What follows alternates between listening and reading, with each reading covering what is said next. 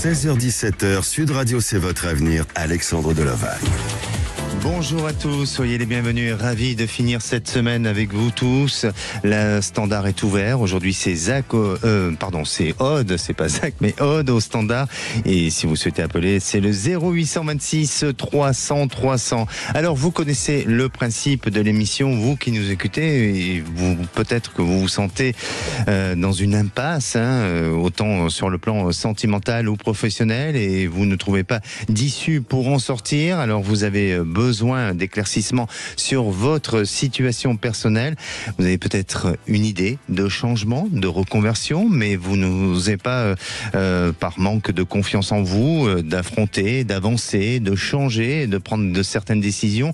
Vous avez peur de l'échec, ça peut arriver, mais n'attendez plus et ne restez pas bloqué par des pensées limitantes, mais osez appeler le standard 0826 300 300. Alors dans quelques minutes, et comme tous les vendredis, un tour d'horizon sur des lieux mystiques et étranges en France. Et aujourd'hui, eh bien, je vous parlerai des légendes des monts d'Arrée en Bretagne, dans le Finistère.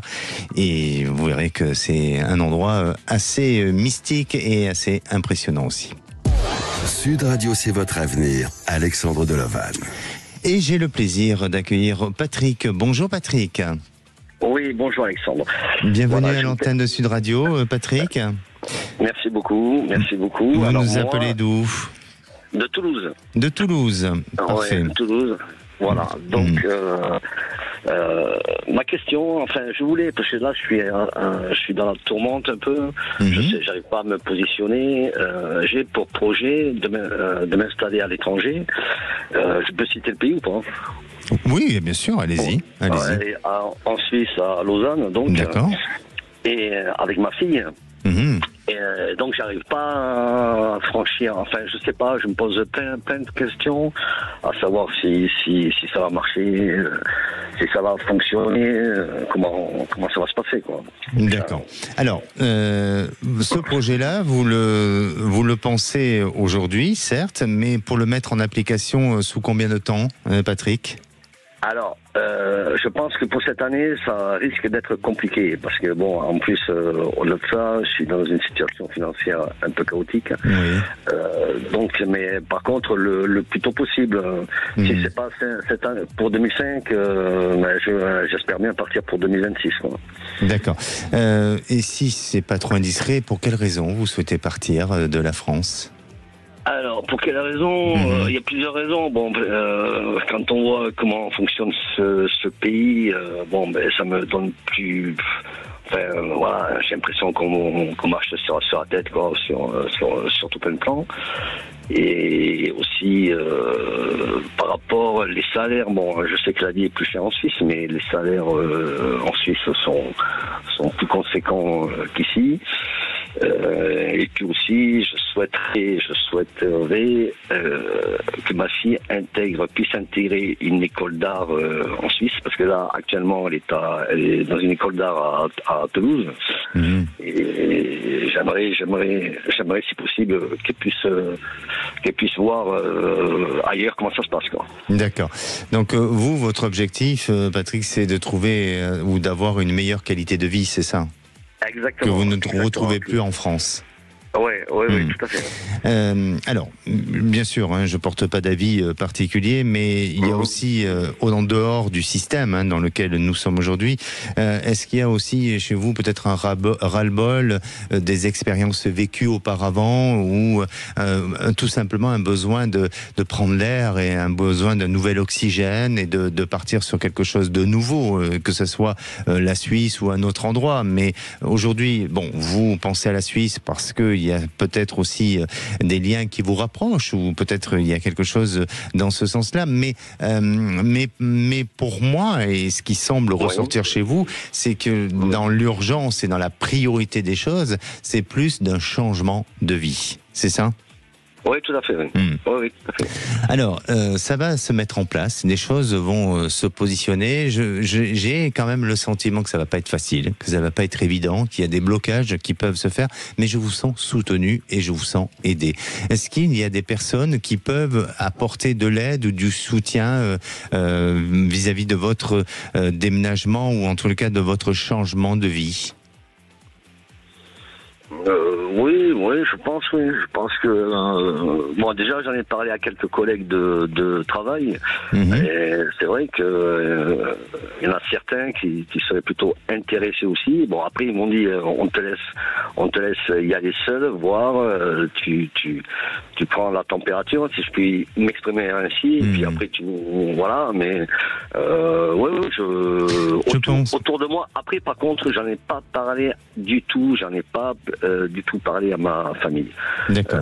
Ma famille est au courant de rien parce que bon, tant que ça n'est pas vraiment, on va dire, ça s'est pas finalisé. Il y a que ma fille, c'est seulement ma fille aînée qui j'en ai parlé et là elle m'a dit papa écoute si tu t'en vas moi je te suis je pars avec toi. Alors donc, je pense qu'il y a un homme à vos côtés qui peut très bien vous aider ou vous accompagner. Quand je dis accompagner, c'est pas d'aller avec vous, mais tout simplement d'aller dans ce sens-là et peut-être de vous soutenir et de vous épauler. Alors est-ce que c'est aussi d'un point de vue matériel, si dans le cas où il y a un besoin d'un soutien ou d'être garant de quelque chose, mais il y a une aide, il y a quelque chose qui pourra se faire dans ce sens-là. Et puis professionnellement, vous êtes amené à changer d'activité. Peut-être que c'est aussi dans votre but, c'est votre but, de changer d'activité. Mais il y a quelque chose qui va évoluer autrement et différemment en fonction aussi des propositions que vous allez avoir là-bas. Maintenant, ça va pouvoir se faire, mais rien ne va être facile. Donc, il va falloir persévérer. C'est-à-dire que à un moment donné, je vous sens peut-être perdre espoir et ne pas aller au-delà de cet objectif-là, mais ne vous arrêtez pas ou en tous les cas ne restez pas sur des quelques petites problématiques parce que ça soit en Suisse ou dans d'autres pays, il y a toujours des difficultés, des fragilités. Rien n'est facile dans quel que soit le pays. Donc avancer et surtout essayer de vous renseigner et de voir quelles sont les opportunités, les possibilités d'aide que vous pouvez avoir, d'accompagnement aussi sur place. Mais pour moi, il y a quelque chose de bon, il y a quelque chose de positif. Et je sais pas, mais j'ai l'impression que dans un premier temps, c'est comme si vous pouviez peut-être habiter sur une zone frontalière, donc peut-être en France pour installer des choses en Suisse.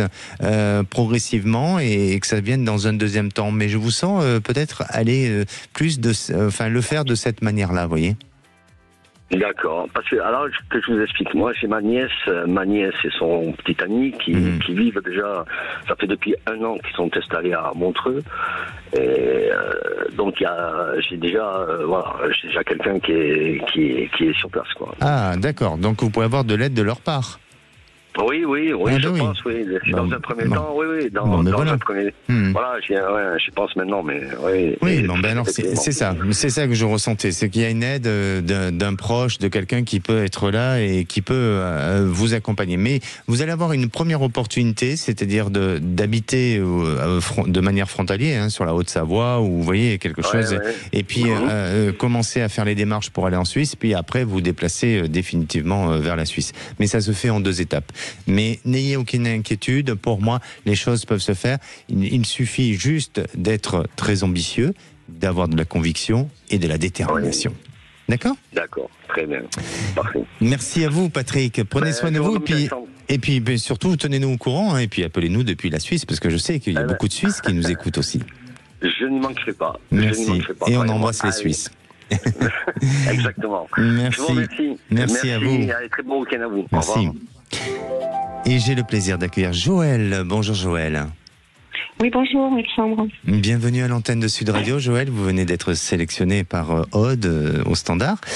Oui. Joël, vous nous appelez par rapport à votre travail, mais vous nous appelez d'où exactement ? De l'Aveyron, du côté de Rodez. D'accord, très bien. Vous avez du beau temps, ça va? On a du beau temps, oui. Oui, un peu partout, hein, il y a du beau temps. Ouais. Magnifique. Donc, vous, votre question repose sur le côté professionnel. Oui. Racontez-nous et quelle est votre interrogation? Alors là, je suis dans le métier de bouche, je travaille de la viande et je suis très très fatiguée, et donc j'aimerais pouvoir changer ou trouver autre chose, mais voilà, je ne sais pas vraiment si c'est encore le moment ou pas. J'aimerais me positionner sur du silage, sur du métier à tisser. Voilà, mais je ne sais pas vraiment si c'est vraiment cette opportunité qu'il faudrait que je saisisse.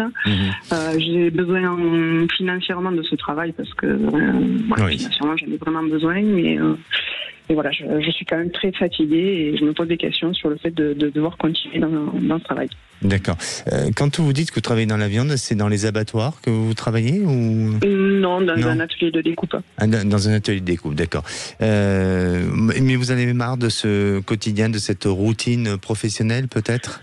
Alors, pas forcément marre, mais c'est surtout lié à la fatigue que j'ai continuellement, quoi. Oui. Voilà. Oui, parce que moi, je sens quand même mes journées. Oui, je sens une fatigue physique, mais cette fatigue physique, je la sens par une lassitude d'un système qui est toujours un peu la même chose, et puis des humeurs des uns et des autres. Vous voyez, un ensemble général qui vous amène à une certaine forme de lassitude. Et effectivement, il y a chez vous ce besoin de changement, il y a ce besoin d'aller vers autre chose. Pensez à votre devenir professionnel et donnez-moi une couleur, s'il vous plaît. Le vert.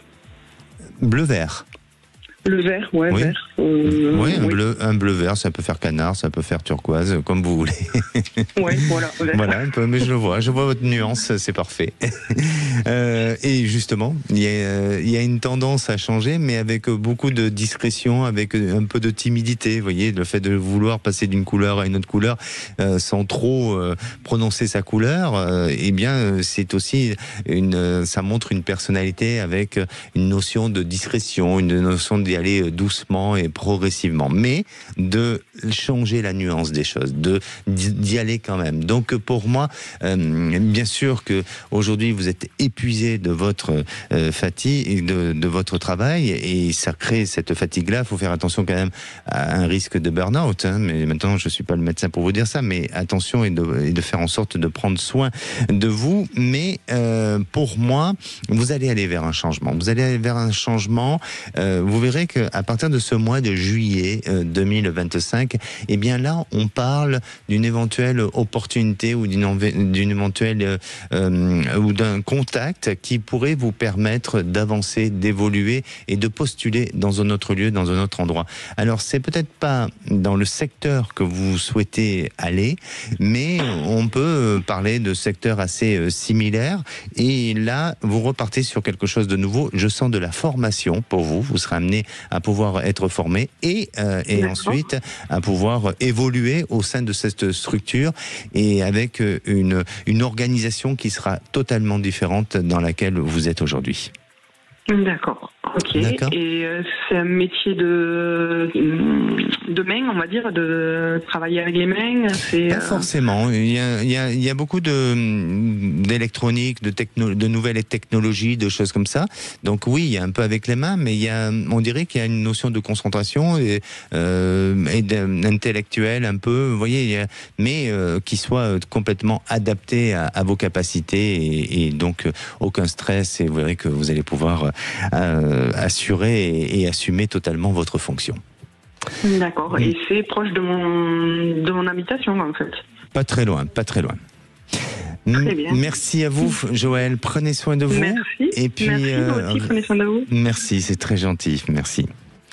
Allez, juste après, je vous parlerai bien sûr des légendes des monts d'Arrée en Bretagne. Et puis on retrouvera aussi François qui a un projet peut-être de partir. Ça fait 30 ans que il est avec sa femme et ils ont envie de partir en Guadeloupe. Est-ce que ce projet va pouvoir se réaliser ou pas? On en parle juste après. Mais si vous avez des questions sur votre futur, que ce soit sur le plan sentimental, professionnel ou bien sur d'autres sujets, eh bien c'est le moment. Il faut appeler. En plus, aujourd'hui, on a cette chance d'avoir Aude au standard. 0826 300 300. Sud Radio. Sud Radio. Parlons vrai. Parlons vrai. Sud Radio. Parlons vrai. 16h-17h, Sud Radio, c'est votre avenir. Alexandre Delovagne. Et de retour dans votre émission C'est votre avenir. Alors vous savez, comme chaque vendredi, on fait un petit tour d'horizon et aujourd'hui, direction la Bretagne. Et oui, nous allons sur les monts d'Arrée, une terre de légende. C'est un des paysages les plus singuliers du Finistère. Un paysage fait de tourbières, de landes, de forêts et de lacs. Une terre où les légendes circulent bien plus qu'ailleurs. Et les monts d'Arrée occupent une place particulière dans le patrimoine culturel et naturel breton. Alors c'est en montant au sommet du Cragou à 283 mètres d'altitude ou en le descendant si vous souhaitez après l'avoir monté. Eh bien si vous y allez la nuit, et parfois, et pour les plus superstitieux, ils peuvent entendre les essieux d'un chariot qui grince, et ce bruit n'est jamais bon signe. Entendre couiner les roues de ce chariot serait annonciateur de mort. Ensuite, rendez-vous sur le Yonne-et-Lèze, la porte de l'enfer que l'on appelle. La légende des morts raconte qu'au temps jadis, bien avant la construction du barrage de Nestavel, il y avait une mare sans fond, une des portes de l'enfer. Et selon la légende rapportée par Anatole Lebras, écrivain breton, c'est dans ce lieu où l'on venait jeter en enfer les âmes mauvaises qui hantaient les vivants. On faisait alors venir un prêtre exorciste chez soi pour métamorphoser le revenant en chien noir. Pourquoi pas, hein.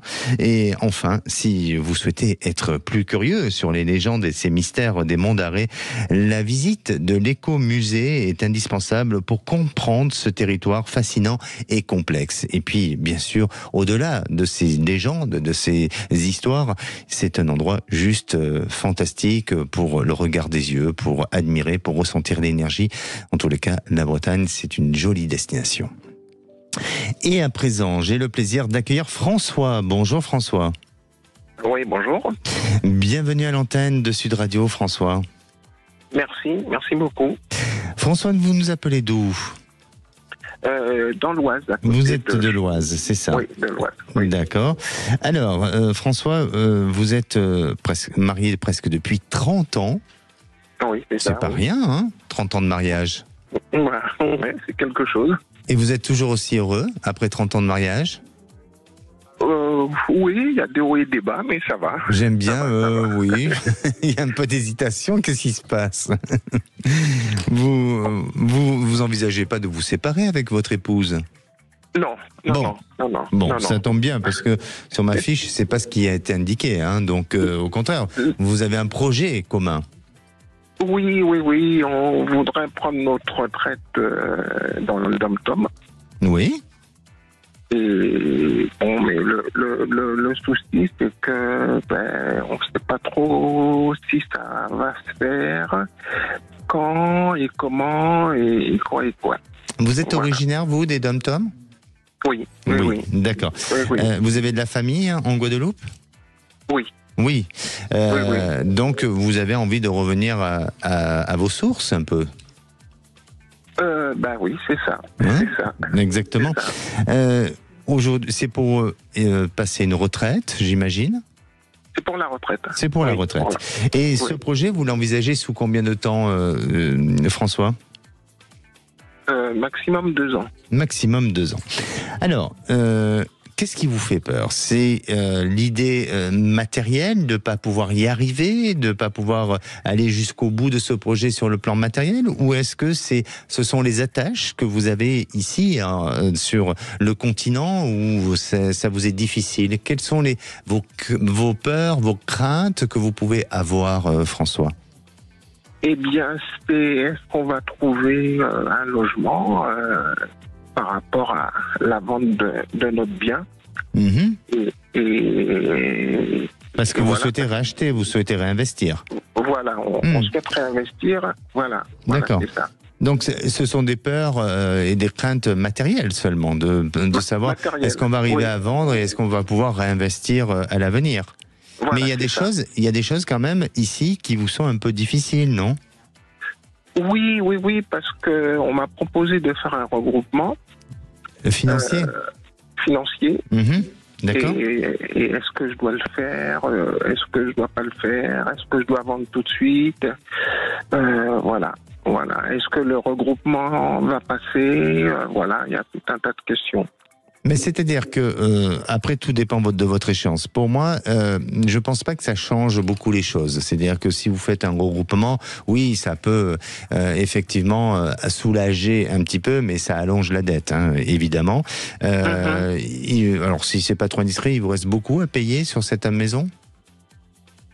Mais pas tant que ça. Pas tant que ça. Donc ça veut dire que jusqu'à présent vous avez réussi malgré tout à payer vos échéances, que vous avez réussi à vivre avec. Oui, voilà. Donc pour moi, de ce que je ressens, après bien sûr je ne suis pas votre financier et votre banquier, mais je pense que du fait que vous avez bien avancé dans ce crédit, voilà, donc et que vous avez un projet de vendre la maison, est-ce que de faire un regroupement bien, oui, ça peut être utile pour peut-être y voir plus clair et pour avoir une autre perspective sur vos projets et notamment sur l'échelonnement de votre dette. Mais je sens que le projet va se faire, et si vous deviez faire le regroupement, ça ne change pas grand-chose dans le sens où vous êtes amené très vite à vendre cette maison et la dette restante ou les dettes restantes vont pouvoir payer à la suite de la vente de cette maison. Après, c'est plus difficile peut-être sur le rachat d'une habitation là-bas, sur peut-être la disponibilité financière que vous avez ou que vous aurez au moment où vous aurez vendu cette maison, de ce qui vous restera, et de pouvoir réinvestir là-bas, mais les besoins ne seront pas les mêmes non plus. Et je vous sens être aidé là-bas. Alors comme vous me disiez qu'il y a de la famille ou autre, peut-être qu'effectivement il peut y avoir, ne serait-ce peut-être juste un terrain où vous pouvez, vous voyez, comme si vous pouvez peut-être acquérir quelque chose sur un lieu déjà existant au niveau d'un endroit qui appartient soit à une famille ou à un entourage. Ok. Hein mais en tous les cas, ce projet va se faire. Enlevez vos peurs, enlevez vos craintes. Et puis, comme je vous dis, et je veux pas vous amener à prendre une décision en fonction de ce que je vous dis, parce que c'est pas le but. C'est, vous avez votre libre arbitre.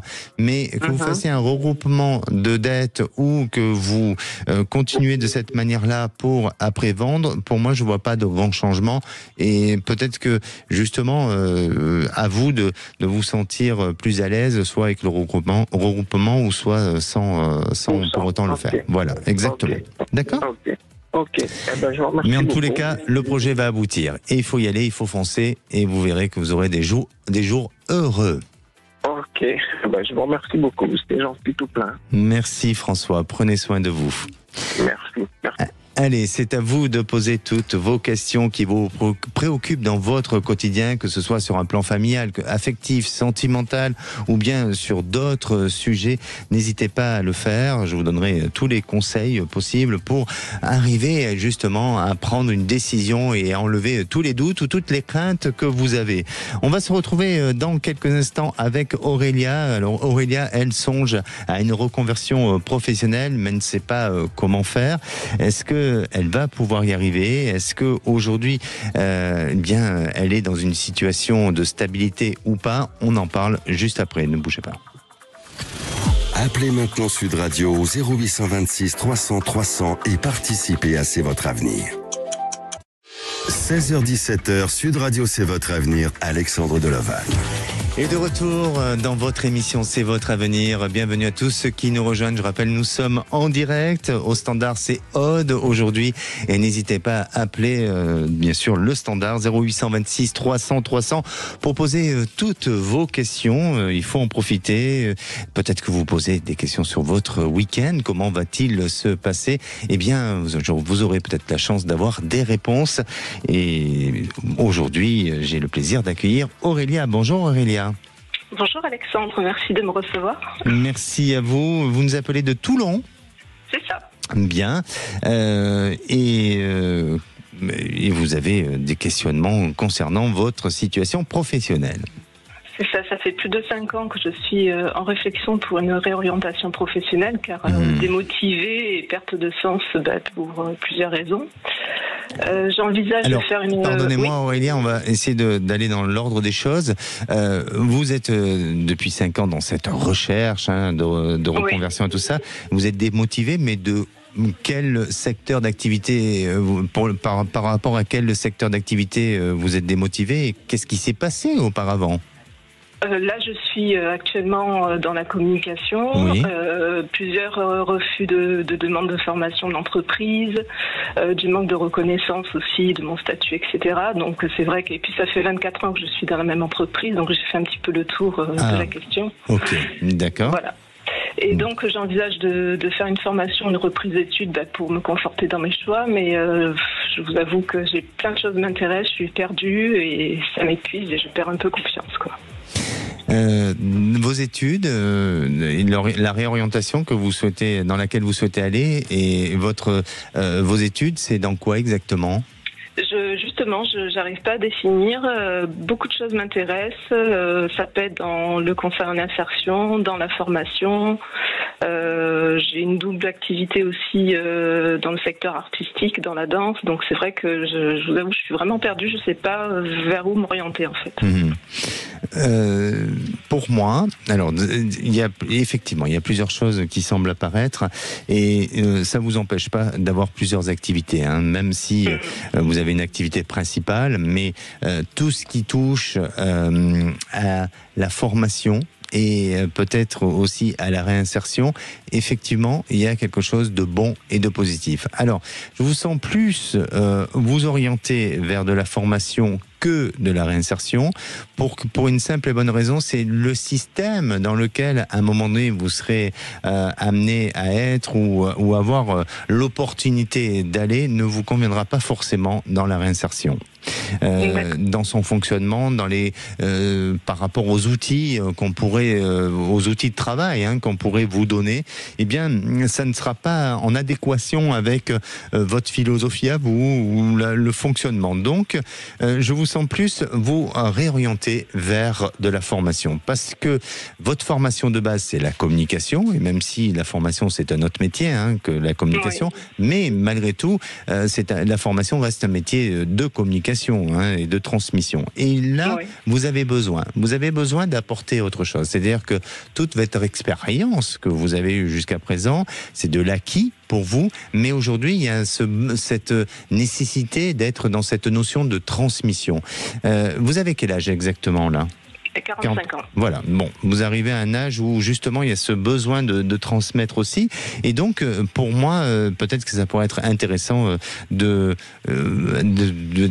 et d'orienter des pistes sur la formation. Maintenant, je veux pas du tout vous influencer sur vos choix, c'est pour ça que regardez ce qui se passe dans la réinsertion, regardez ce qui se passe dans d'autres secteurs et soyez très pointu et observatrice dans tout ce qui touche à la formation. Ensuite, sur le côté artistique, oui, il y a quelque chose. Et de manière très étrange, vous avez le sens de l'écriture, vous aimez écrire, vous ? Pas tellement, je crois que je m'y mets par la force des choses, mais voilà. D'accord, parce qu'il y a quelque chose qui, d'un point de vue artistique, se fera par la notion de l'écriture. Donc, après, alors est-ce que c'est au travers, peut-être, quand vous parlez artistique, vous avez quoi comme idée dans ce domaine-là ? En fait, je fais beaucoup de danse, je fais de la couture, je dessine. C'est vrai que je fais beaucoup de choses, en fait, très variées et tout m'intéresse. D'accord. Donc, mais pour moi, alors peut-être qu'effectivement vous avez des hobbies et que vous allez continuer à aller dans ces divertissements-là ou dans ces activités-là artistiques. Mais vous verrez que vous allez trouver à un moment donné un centre d'intérêt qui va prendre beaucoup de place dans votre vie et qui pourrait très bien devenir une deuxième activité, et ça touche à quelque chose qui vient par le biais de l'écriture, et vous faites quelque chose artistiquement, vous le représentez. Alors est-ce que c'est de la mise en scène théâtrale ? Est-ce que ça peut être aussi, puisque vous aimez la peinture, vous m'avez dit, ou le dessin ? Je sais plus. La couture, ouais, la couture. Ah, je croyais qu'il y avait la peinture ou le dessin, non. Oui, le dessin un petit peu. C'est le aussi. dessin, voilà, j'ai entendu ça. Est-ce que c'est au travers des textes que vous faites du dessin comme de la bande dessinée ou autre, je sais pas, hein, mais il y a quelque chose autour de ça.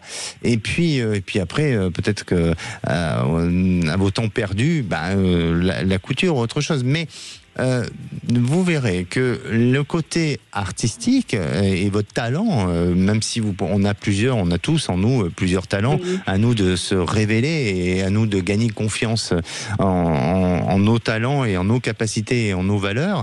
Mais vous verrez que celui qui va qui va prendre forme et qui va vous donner de la possibilité, de l'importance et qui va poser le regard aussi au travers de certaines personnes, eh bien c'est tout ce qui touche avec l'écriture. D'accord ? D'accord. Merci beaucoup, Alexandre. Merci à vous, Aurélia, et surtout prenez soin de vous. Merci vous et aussi. ne doutez pas de vos capacités. Merci. Merci. Au revoir. Et j'ai le plaisir d'accueillir Audrey. Bonjour Audrey. Bonjour Alexandre. Bienvenue à l'antenne de Sud Radio, Audrey. Merci, c'est gentil de me recevoir. Avec grand plaisir, vous nous appelez du Puy-de-Dôme. Tout à fait. Et là, j'ai ma réalisatrice Marie qui lève les bras parce que elle est de l'Auvergne aussi, donc voilà, vous n'êtes pas amis quand même avec la avec ma réalisatrice. Je connais pas. Vous connaissez pas. Bon, écoutez, hein, ça peut arriver un jour, on ne sait jamais. Audrey, alors vous êtes perdue. Voilà, c'est ce que j'ai comme information sur vous. Perdue au niveau de votre vie professionnelle. Sur le plan sentimental, ça va ? Il n'en est pas question pour le moment. Bon, magnifique. Bon, déjà, c'est ça c'est déjà important. Et donc, au niveau de votre vie professionnelle, eh bien, vous désespérez un petit peu. Racontez-nous. Tout à fait. Alors voilà, j'ai été rejetée par mon entreprise dernièrement, où j'étais assistante logistique, et j'ai retrouvé du travail tout de suite après. C'était pas le problème, sauf que je sais plus trop où aller. Est-ce que la logistique, c'est toujours ce que je veux faire, sachant que à la base c'est ce que j'aime beaucoup faire. Oui. Est-ce que l'entreprise où je suis actuellement pourrait m'offrir une opportunité auquel il faut pas que je passe à côté, ou est-ce qu'il faut que je prenne un petit peu de temps pour moi, pour voir éventuellement pour une formation, pour persévérer un petit peu plus dans ce monde de la logistique, peut-être monter en grade, je sais pas trop quoi faire, donc voilà, je me suis dit que vous pourriez m'aiguiller un petit peu. Et je vais essayer de le faire. Donnez-moi une couleur en pensant à votre devenir professionnel, s'il vous plaît. Violet. Le violet. Alors, je comprends qu'à un moment donné, vous désespérez parce que vous n'arrivez pas à obtenir une stabilité professionnelle et vous, votre but, c'est d'aller vers un CDI. Est-ce que vous avez demandé des rendez-vous avec le service des RH pour voir un petit peu s'il n'y avait pas quand même moyen, à un moment donné, d'obtenir quelque chose ou non ? Sur l'entreprise actuelle ? Oui. Il me propose en effet un futur CDI, mais je ne sais pas si je dois l'accepter, parce que depuis que j'ai été rejetée par la dernière entreprise, j'ai perdu un peu confiance en moi. Et du coup, je sais pas. Et en plus, je suis pas vraiment au même poste. Je suis actuellement cariste, donc je passe quand même d'assistante logistique à cariste. Donc je savais pas trop où est-ce que je mettais les pieds. Donc ça fait pas longtemps, ça fait que 3 semaines. Donc voilà. Oui, mais moi je pense que ce qu'on vous propose peut être positif, parce que je vous sens pas rester dans ce poste-là longtemps. C'est-à-dire que vous intégrez la société, et eux sont OK pour vous faire un CDI, donc vous sortez du schéma de la précarité un peu, et à la suite de ça, j'ai l'impression qu'au sein de la structure, il y a moyen, il y a possibilité de pouvoir évoluer autrement et différemment. C'est pour ça que, pour moi, ce qui est intéressant et ce que je vous disais, c'est que avec le service RH, est-ce que vous pouvez voir si dans l'avenir, assez proche, et en plus ça montrera de vous une personne un peu ambitieuse, si il y a moyen de pouvoir évoluer autrement et différemment pour sortir peut-être de cette fonction en tant que cariste, c'est ça, Oui, tout à fait. Alors en effet, on m'en a parlé, vous avez raison, qu'il y avait des postes qui allaient pouvoir se libérer, pas sur ce type de poste, mais je ne sais pas combien de temps je vais tenir en tant que cariste. C'est pour ça. Je ne savais pas s'il fallait que je m'en aille faire une formation et revenir plus tard, avec une formation qui me permet d'accéder à des postes un petit peu plus évolués. Ou est-ce que je poursuis et ce service-là, avec le temps, me mettra moi, je veux pas vous influencer vers un mauvais choix, mais je crois que aujourd'hui vous avez cette opportunité, ils sont satisfaits de vous et vous avez cette opportunité d'offre d'emploi. Après, je comprends que pour vous, ce n'est pas le poste idéal que vous souhaitez avoir, mais si vous montrez de vous cette envie d'avancer, d'évoluer, que vous êtes ambitieuse et que vous ressentez, ils ont envie de vous aider, parce que c'est pas seulement vous qui devez montrer des éléments d'effort. Il faut que eux aussi vous sentez qu'il y a une réceptivité, de promesses, d'engagement, de regard posé sur vous. Eh bien, vous verrez que vous ne resterez pas longtemps, et je pense que c'est possible. C'est pour ça que j'aurais tendance à vous dire, allez-y, continuez. Maintenant, ne subissez pas votre existence et ne vivez pas ça comme une expérience ou une punition. Essayez d'aller au-delà de ça et de dépasser toute difficulté et tout obstacle pour lesquels vous pensez qu'aujourd'hui ça peut être. D'accord, très bien, merci, c'est ce que je voulais entendre. Bon, mais il suffit pas de vouloir entendre, ma chère Audrey. Il faut mettre à exécution les choses et prendre votre propre décision, d'accord ? C'est vrai. Merci beaucoup, Alexandre. C'est gentil. Merci. Et surtout, prenez soin de vous et pensez à vous et à vos capacités. Merci Alexandre. Bon week-end à vous. Merci. Merci. Allez, et vous avez peut-être besoin d'avoir des réponses, d'être conseillé, d'être conforté dans l'idée de prendre de bonnes ou mauvaises décisions, si tel est le cas. N'hésitez pas à appeler l'antenne 0826 300 300, quel que soit le sujet de prédilection, que ce soit sur le plan sentimental, professionnel ou bien sur d'autres projets de vie, des reconversions professionnelles. C'est aujourd'hui, c'est un peu une émission un peu où on parle de ça aujourd'hui sur les reconversions. Bien, n'hésitez pas, c'est le moment d'appeler le standard. Aude est là, elle est avec nous et nous on se retrouve juste dans quelques instants avec Muriel. Muriel a fait une reconversion professionnelle dans le secteur du bâtiment. Elle s'est reconvertie aujourd'hui en tant que secrétaire médicale, mais elle se pose beaucoup de questions, on en parle juste après. Retour de C'est votre avenir dans un instant sur Sud Radio. 16h-17h, Sud Radio, c'est votre avenir, Alexandre Delovagne. Et de retour dans votre émission, c'est votre avenir pour cette dernière partie. Alors là, justement, on était en train de parler de chacun de nos signes, de nos compatibilités avec nos ascendants. Et apparemment, on en a l'air de tous bien s'entendre. C'est pas mal. Bon, allez, prenons un verre après tous ensemble. Pourquoi pas. Allez, si vous avez besoin de réponses à vos questions, n'hésitez pas. 0826 300 300. Vous allez retrouver dans quelques instants Les Vraies Voix, présentées par Philippe David et Cécile de Minibus. Et j'accueille ma dernière auditrice, Muriel. Bonjour Muriel. Oui, bonjour Alexandre, merci. Bienvenue à l'antenne de Sud Radio. Merci. Alors Muriel, justement, vous êtes de quel signe astrologique ? Alors, je suis poisson. Ouh là là, poisson. On était en train de faire un débat sur les poissons. Non. Ça a beaucoup de sensibilité, le poisson. Oui, énormément. Oui, énormément, oui. Beaucoup trop. Beaucoup trop aussi. Alors, Muriel, vous avez fait une reconversion professionnelle. Vous étiez auparavant dans le secteur du bâtiment. Et aujourd'hui, vous êtes reconvertie en tant que secrétaire médicale. Oui. Et vous avez il y a des fragilités. Vous posez beaucoup de questions sur l'avenir. Voilà. Ouais. Exactement. Tout à fait. J'ai fait cette reconversion. J'ai eu mon diplôme fin décembre, début janvier 2003. J'ai depuis travaillé dans la même entreprise pour faire des remplacements. Oui. Et c'est vrai que bon, j'accepte toutes les missions parce que j'ai besoin de me faire connaître dans le métier, entre guillemets, et puis me former, quoi, parce que c'est pas parce que j'ai eu le diplôme que ça va tout tomber tout cuit.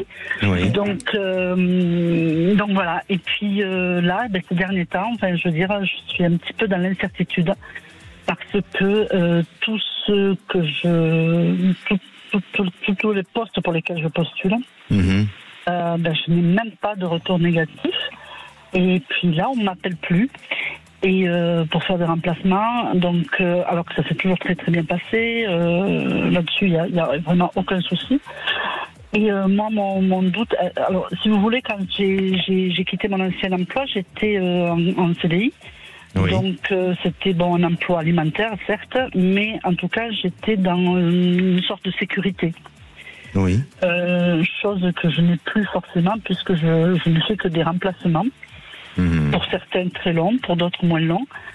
Et donc je suis dans une insécurité que j'ai du mal à vivre actuellement. Et je suis dans le doute parce que voilà, malgré tout, je n'aimais pas ce que je faisais, mais c'était confortable dans le sens où j'étais sécurisée par l'emploi. D'accord. Ce que vous n'êtes plus, n'avez plus le sentiment aujourd'hui d'avoir cette sécurité-là.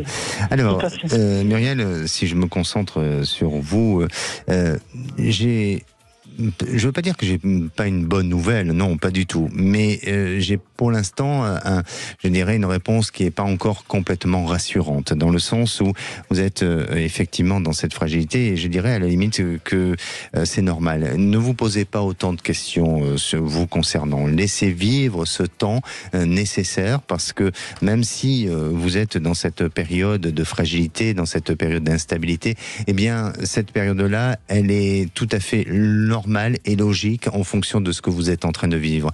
Donc ne soyez pas en panique face à cette situation, mais acceptez de vivre cette période pour pouvoir mieux rebondir après. Parce que pour moi, vous allez sortir de cette période, mais c'est pas tout de suite. Pas tout de suite. Il y a encore un temps où vous êtes encore dans cette notion d'incertitude, dans cette notion de doute, peut-être même de se dire est-ce que j'abandonne, est-ce que je vais sur d'autres champs d'autres secteurs d'activité. Mais je vous invite vraiment à forcer, à tenir, à résister, parce que à partir de cet automne 2025, eh bien la vibration change et vous serez dans un autre cycle, dans un changement différent. Et là viendra une opportunité et une possibilité de pouvoir trouver un poste en tant que titulaire. Mais en attendant, eh bien, vous êtes dans cette période de remplacement, dans cette période de doute et d'hésitation. Donc, plus vous allez vous poser tant de questions, et plus vous allez vous affaiblir, et plus vous allez perdre confiance en vous. Oui, c'est le sentiment que j'ai. Voilà, exactement. Et pour moi, il n'y a rien d'anormal chez vous. On a tous des moments de vie où on est dans des périodes un peu de creux, de vide. Eh bien, vous êtes en train de le vivre, mais profitez de cette période-là pour faire d'autres choses, pour créer d'autres activités, avoir peut-être des hobbies, de les mettre en application, ou de vous donner la possibilité d'autres choses, et vous ne lâchez pas de vue cette recherche professionnelle qui va arriver, mais pas avant l'automne 2025. D'accord ? Bon, merci beaucoup. Je peux juste ouvrir une parenthèse. Vite, parce qu'on doit rendre l'antenne, je suis désolé. Oui, vous m'aviez fait une prédiction il y a 5 ans et qui s'est réalisée. Voilà, j'ai rencontré ce fameux homme que vous m'aviez décrit, qui n'était pas de la même culture que la mienne. Oui. Et voilà. Bon, je vous remercie pour tout. Et ben voilà, un retour de prédiction. On finit comme ça en beauté, sur une belle note. Voilà. Merci à vous. Merci à vous, Muriel. À très bientôt. Allez, je vous souhaite un bon week-end. On se retrouve mardi, lundi, ce sera Marie. Et on parlera de mardi de l'amour impossible. Et la parole est aux vraies voix. Bonsoir Philippe David. Bonsoir Alexandre Delovan. Au menu des vraies voix, dans un instant, guerre commerciale ciblée. Trump a baissé les taxes pour le reste du monde, mais 125% de droits de douane pour les produits chinois. Et on vous pose cette question, fermeture du marché américain, parce que là c'est beaucoup plus compliqué de rentrer dessus pour les Chinois. Craignez-vous une submersion de l'Europe par les produits chinois qui produisent beaucoup moins cher que nous et qui ont surtout besoin de faire tourner leurs usines, qui tourneront plus pour les USA. Vous pensez que oui, vous pensez que non, appelez-nous au 0826 300 300. À 18h40, rebond inattendu pour l'église catholique. Les baptêmes de jeunes adultes bondissent de 45%, 10 000 célébrés à Pâques. Et on vous pose cette question, hausse du nombre de baptisés adultes, sommes-nous dans une vague identitaire? Est-ce qu'on se rappelle l'identité de la France, qui est quand même de culture judéo-chrétienne, ou est-ce que c'est purement spirituel? Venez nous donner votre avis au 0826 300 300. Nos 3 vraies voix du jour, Philippe Bilger, Eric Revel et Tom Conan. Bonne émission. Sud Radio, votre attention est notre plus belle récompense. Ça donne beaucoup de bien aux gens, rien que de vous écouter à la radio régulièrement. C'est très agréable, c'est rare. Bon, ben écoutez, vous voulez me rendre ému, je le suis un peu. Sud Radio, parlons vrai.